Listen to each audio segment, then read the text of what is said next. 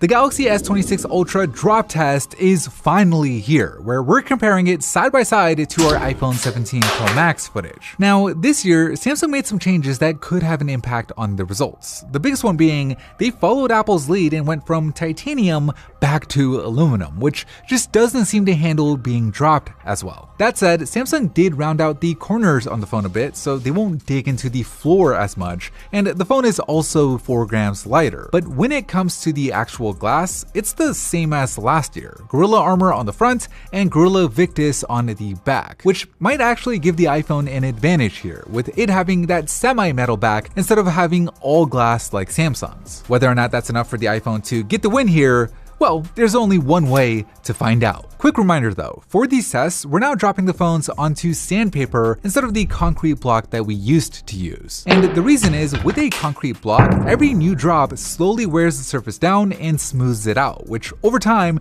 can affect the results. But by using sandpaper, just like Corning does in their lab, we're able to get a fresh, consistent surface on every drop simply by swapping out the sheet. And we didn't just use any sandpaper. Using a professional roughness meter and taking dozens of samples on actual sidewalks and asphalts, we found that 80 grit sandpaper is the perfect blend. So with that said, let's get right into it.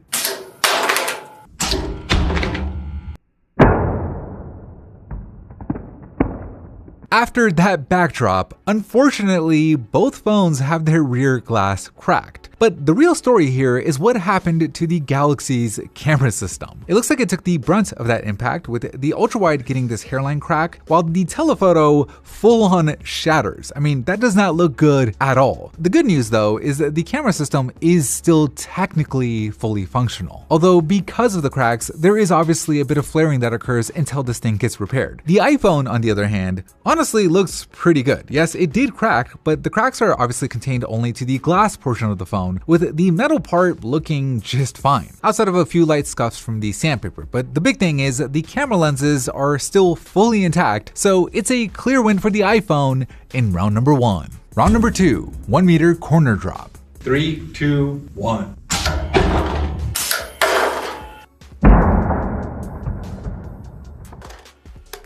That corner drop scuffs the aluminum frames on both phones. It's definitely more visible on the iPhone, probably due to it being orange compared to the silver color that we got the Galaxy in, but honestly, the bigger difference is this dent on the iPhone. You can actually see the deformation on the aluminum, whereas on the Galaxy, outside of the scuffs, the corner looks perfectly fine. Not as good as the S25's titanium did, but at least compared to the iPhone, it gets a clear edge in round number 2. Round number 3, 1 meter face drop. 3, 2, 1.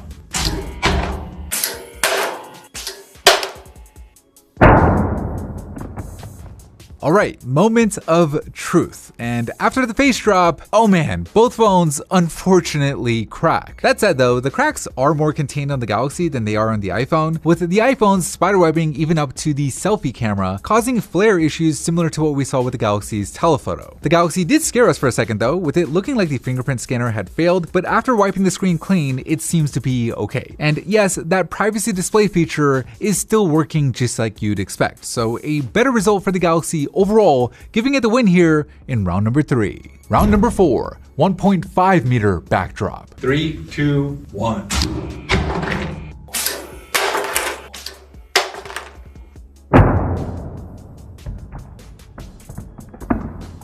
So at first glance, that 1.5 meter backdrop didn't seem to inflict too much additional damage on either phone. Maybe a little bit more spiderwebbing on the rear glass panels and a little bit more shattering on the Galaxy's camera, but honestly, not as bad as I thought it was going to be. But then after doing our 15-point inspection, we found that the fingerprint scanner on the Galaxy is no longer functional. And this time, it seems to be for real. It looks like the sheer impact created this hairline crack right here that goes straight through the fingerprint area. And we couldn't do anything to get it to work again. Whereas on the iPhone, Face ID is working just fine, giving the iPhone the clear win in round number 4. Round number 5, 1.5 meter corner drop. 2, 1.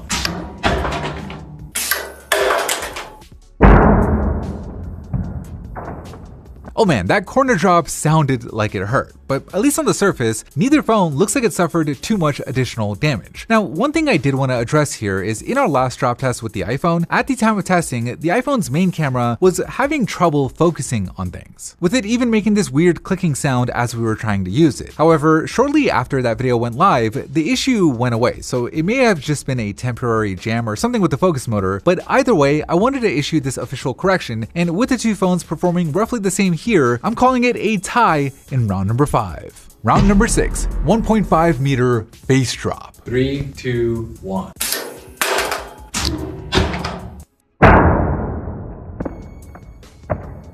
Wow, that last face drop was brutal. It's actually not too much worse than it was before on the Galaxy. There's just a bit more spiderwebbing on like those initial cracks, whereas on the iPhone, it definitely spread out a lot more. It actually goes heavily across that Face ID area, but miraculously, it still works, unlike the Galaxy's fingerprint scanner. However, one of the bigger things to note here were all the chunks of glass that just came out of the Galaxy's telephoto camera. I mean, you could really see it here in the slow motion with just so much glass popping out, to the point where if you were to pull this phone out of your pocket, it could easily cut you. Obviously, this is just a continuation of the original damage from the very first drop in this test, so I don't want to hold it against the phone too much, but at the same time, the damage is causing more flaring than before, plus a potential safety concern. So I'm gonna give the slight edge to the iPhone in round number 6. Alright, with all 6 rounds in the books, let's take a look at the scorecard. In round number 1, the iPhone had the clear advantage with the S26 Ultra's camera lenses cracking. In round 2, it was the opposite result with the iPhone suffering this major dent to its aluminum frame. In round 3, the extra spiderwebbing on the iPhone led to its selfie camera lens flaring. In round 4, the Galaxy's fingerprint scanner was rendered completely unusable. In round 5, both phones performed pretty much the same. And then in round 6, the Galaxy's camera system just started falling apart. So in total, the iPhone scores more points overall, giving it the win here